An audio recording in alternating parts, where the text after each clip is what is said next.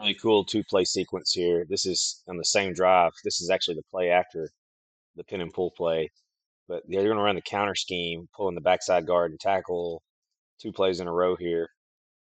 And you've got this one doesn't hit like you draw it up, but it's because of how aggressive this linebacker plays it. And if they're coaching their backs well, I used to coach my backs to follow the second puller's butt, but you keep your eyes on the linebacker as well. If you can do both, that's like elite running back skill awareness, so to speak. And you'll see he sees that backside linebacker really play that aggressively. He knows, and a lot of running backs are just natural. You see this open up, they're like, that's where I'm going to run.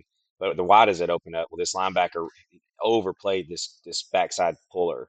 He was obviously coached up to see that, and he overplays it big time. That allows the backside hit to happen on a gap scheme. Sometimes the gap schemes where you have people blocking inside and people pulling like that play right there, that's a gap scheme, and you sometimes hit it on the backside. When I used to coach my guys, I used to say, if you decide to go backside, you better get your shoulders down because you have nobody protecting you now. But it does happen that way sometimes. It happens that way oftentimes at the Division 1 level because everybody's so fast.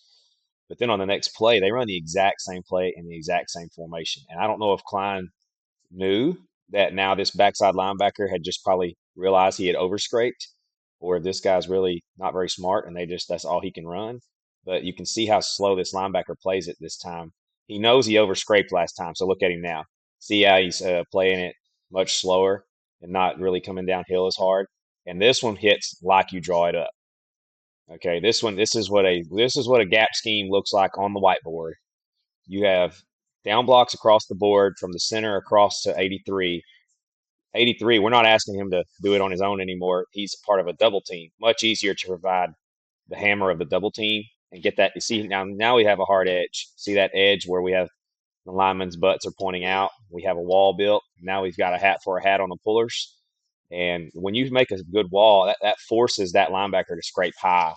And now if he does make the tackle, it's 5 yards down the field. So, oh, that's beautiful. What a great kick out block and a seal block.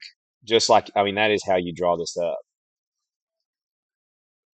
And we're around, and then he reads it, and he's out there and tackled by safety. Like I said, anytime your gap schemes are being tackled by safeties who are playing at the third level depth, you're cooking. Good stuff.